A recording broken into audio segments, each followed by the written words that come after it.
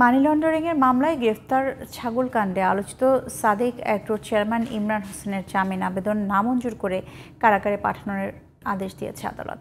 একই সময় তার বিরুদ্ধে থাকা বিভিন্ন অভিযোগের কথা তুলে ধরে ব্রিফিং করে সিআইডি। তদন্তের মাধ্যমে তার অন্য সহযোগীদের গ্রেফতারের হুঁশিয়ারিও দেয় সিআইডি। FM বাইজিদের রিপোর্টে বিস্তারিত। 2024 সালে ঈদুল আজহার সময় ছাগলকাণ্ডে আলোচনায় আসা ব্যবসায়ী ইমরান হোসেনকে গ্রেপ্তার করা হয় সোমবার রাতে।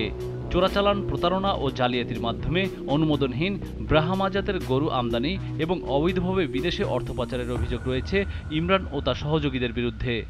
এ বিষয়ে মঙ্গলবার দুপুরে সিআইডির প্রধান কার্যালয়ে সংবাদ সম্মেলন করে তুলে ধরা হয় বিস্তারিত। বিভিন্ন জালিয়াতি এবং প্রতারণার অভিযোগে তাকে গ্রেফতার করা হয়েছে। শুধু প্রতারণাই নয়, সরকারি খাল ভরাট করে এবং নানা উপায়ে বিপুল পরিমাণ অর্থ অবৈধ অর্জনের তথ্য তুলে ধরে সিআইডি।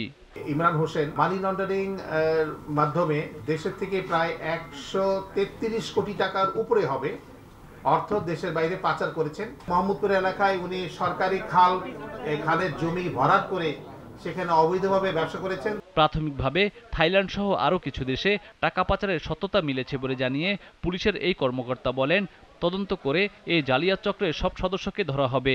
ইন্টারফেস হিসাবে হয়তোবা উনি খামারের ব্যবসা এবং উচ্চ বংশীয় গরু ছাগলের বিজনেস এগুলো হয়তোবা করতে পারেন এবং হয়তোবা এর আড়ালে উনি আরও অনেক কিছু করেছেন যেগুলো তদন্তাধীন রয়েছে। তবে প্রাথমিক অনুসন্ধানে আমরা কিন্তু ওনার নামে প্রচুর স্থাবর সম্পত্তির প্রমাণ পেয়েছি। এদিকে মঙ্গলবার দুপুরে ইমরান হোসেনকে জামিন না দিয়ে কারাগারে পাঠান Dhaka metropolitan magistrate MA Azaharul ইসলামের আদালত। FM Baizid, GTV news, Dhaka.